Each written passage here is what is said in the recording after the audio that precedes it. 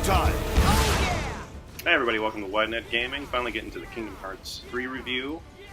It is a Japanese RPG, JRPG, so meaning it takes a good chunk of time. You know, half of my time, most of it was the game was on pause. I'm doing other stuff. We're looking at 30 to 40 hours. Here's my little badge of honor. How interesting it is to see you again, Sora. Again? You know him?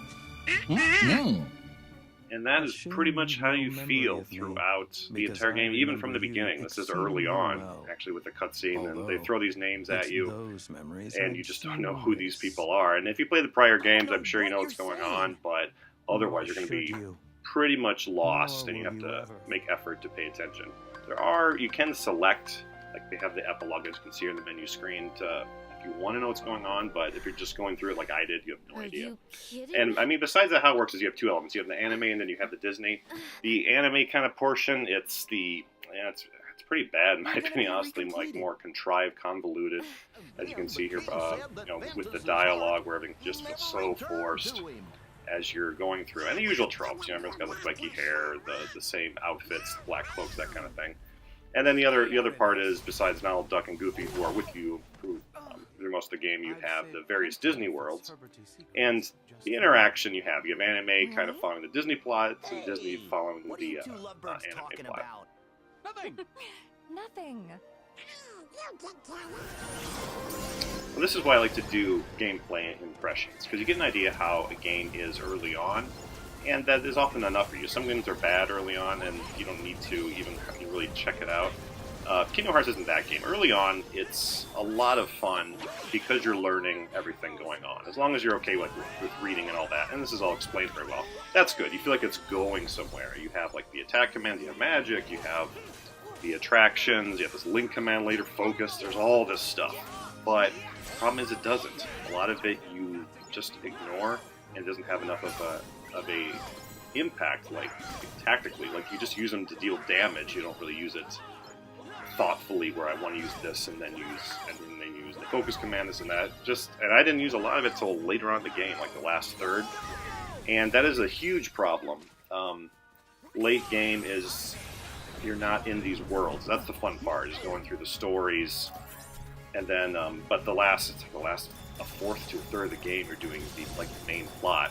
And a lot of this was restricted, I think, with how it was developed with Disney, Pixar, where they couldn't touch these franchises, so they were kind of stuck with doing it that way. And the issue is you're stuck with the same characters too, so there's less strategy that way. It's Donald and Goofy or yourself pretty much, and then the other characters are kind of generic vanilla where they don't affect anything.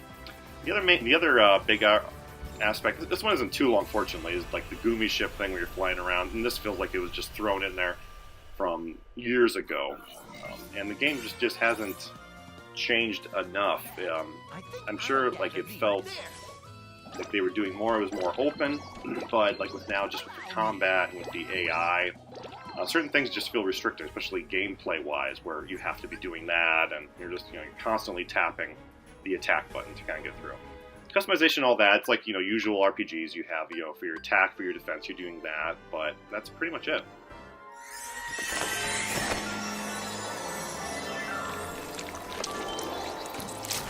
Probably the best aspect, along with the graphics too, as you can see.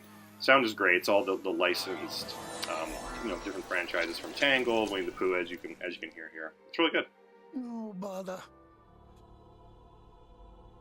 Very straightforward. It is just no local, online. They may add something like Final Fantasy 15 to Square Enix, but as is right now, it's just single player. I don't recommend the game. The most important thing for me is gameplay. Like the experience story, that's fine, but the gameplay is just a slog the farther you get into it. Early on, it's fine, but all these systems, they just don't matter. It's just quantity over quality, feels like that. And the story too, you never know what's going on. The Disney ones are fine. Even the ones I haven't seen, I understood just kind of going through them. That's fine, but those are separated too, so they don't have any weight on the main plot. But if you like the series, you're gonna like this one, of course, too. But otherwise, I don't think you are. Anyway, thanks for watching. Don't forget to subscribe, like, dislike, comment, and I'll see you next time.